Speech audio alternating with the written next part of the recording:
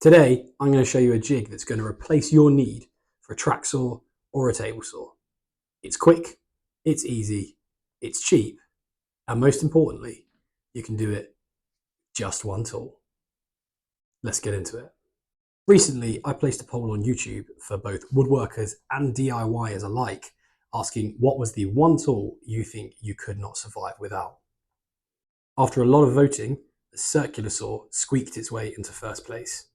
I have to admit, I thought the table saw would be the most popular, but the circular saw beat it by a very, very narrow margin.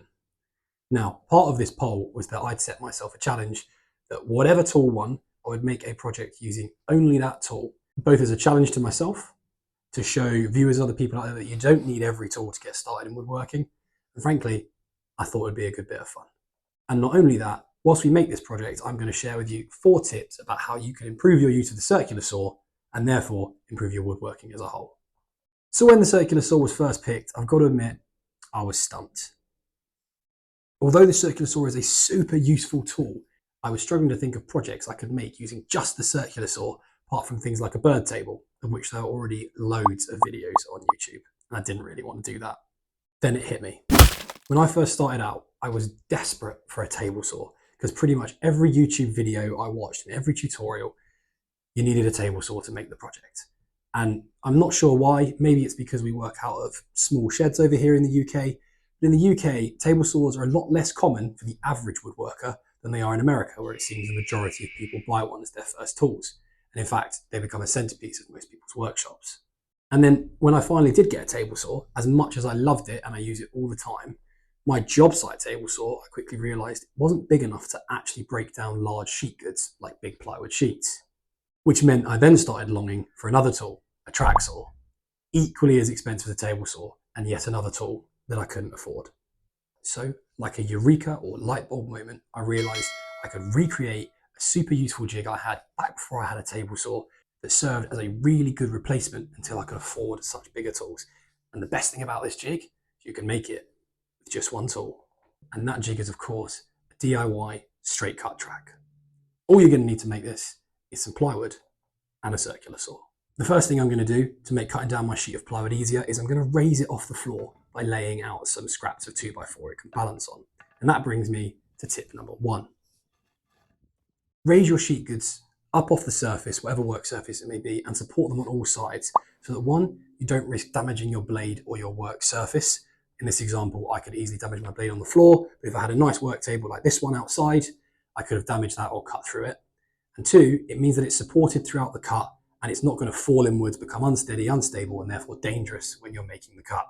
If you want to work off something higher or you have a smaller piece, you can even brace some 2x4 scrap and a piece of plywood on top of your sawhorses like I'm showing you here, and that works just as well for a raised surface. Luckily, machined plywood comes with a square edge naturally, so grab a combination square and measure in a few inches from this factory edge.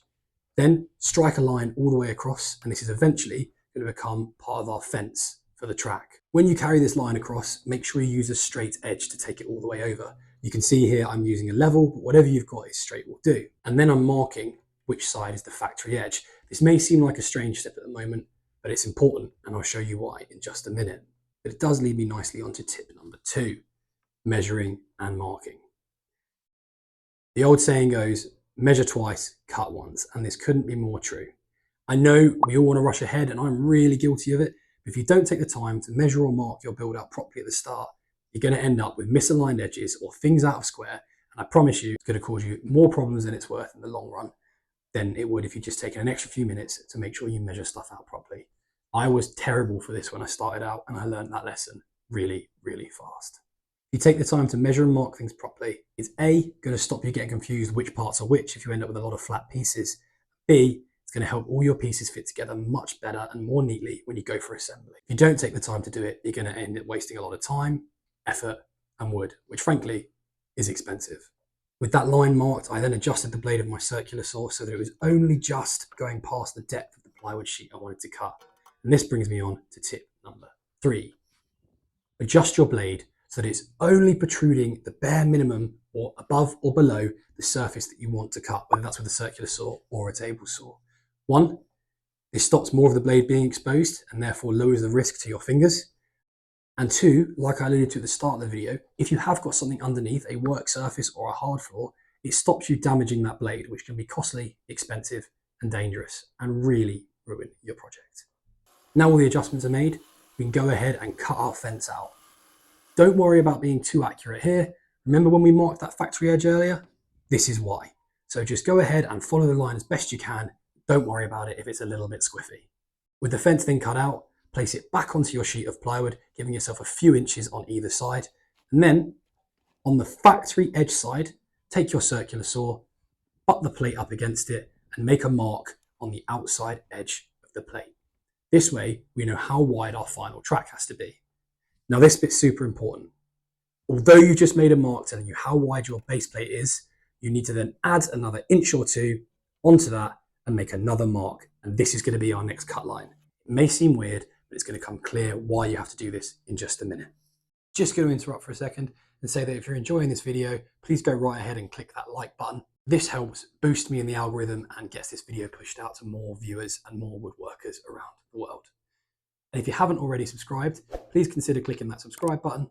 I make videos every other week, ranging from hand tool builds to cheap power tools and budget builds you can make as a beginner woodworker, while showing mistakes, warts and all. Thank you so much, and let's get back to the video. Again, transfer this long line all the way across and take your circular saw, cut across this marked line. Again, you don't need to be super accurate here, but stay on the waist side of the line. Try your absolute hardest not to come across it, or you're going to end up with a track that's too narrow for your circular saw. With your track now cut out, we are almost at the point of assembly. See? Told you this was quick and easy, didn't I? Grab your fence and place it back on your track, making sure there's enough room for your circular saw base plate plus a little extra. Then grab your combination square and make sure that the fence is sitting square alongside the track itself. Once you've done that, grab a clamp, go around to the other side and repeat that process. And that brings me on to tip number 4. Check for square and check again. Although you may have already taken your square, lined your fence up perfectly and clamped it down, there's a high chance that as you applied that pressure, you've applied it slightly unevenly or not in the center of the piece of wood, and it may have shifted just a tiny bit. But that tiny bit will be magnified when you try and use it later on in your projects. So double check now and make any minor adjustments you need to before really cinching it down nice and tightly. Do yourself a favor, check for any adjustments now, and save yourself heartache later on. Next, grab a drill and just, okay. So obviously I got carried away here.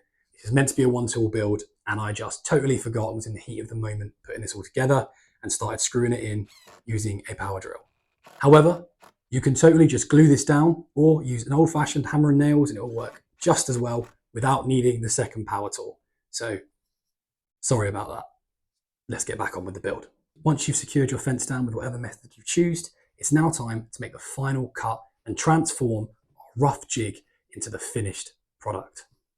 Grab your circular saw, place it against the newly secured fence, and then just applying pressure slightly laterally so you're pushing against the fence the whole way, make a cut all the way along that track. This is why we left that extra bit of wood on the side, because what you should now see happen is your circular saw will follow that fence, creating a perfect parallel edge that runs along the curve of the blade whilst cutting off any excess, leaving you with a perfectly straight, clean, usable edge. And now you've got a DIY built track saw with a straight edge that you can use as a guide on any future projects. To use this jig, all you do is lay it across your sheet material, clamp it down nice and tight, check it's square, place your circular saw on it and make the cut. One thing you need to take in consideration here is depending how thick the plywood you use to make your jig, you've obviously lost that depth of cut on your circular saw, so check that you can cut all the way through your project before you start. So there you have it, one tool, 1 hour, one epic project. I really hope you enjoyed this project. If you did, make sure to smash that like and share button and please subscribe if you haven't already done so. And also, let me know what you think down in the comments below. Do you think this is the easiest one tool build out there, or would you have done something different? I don't know. Also, do you think I can be forgiven for my little mistake with the drill, or was that cheating? I've got to do another one tool project. Let me know down below. Thanks so much for watching, and I'll see you on the next one.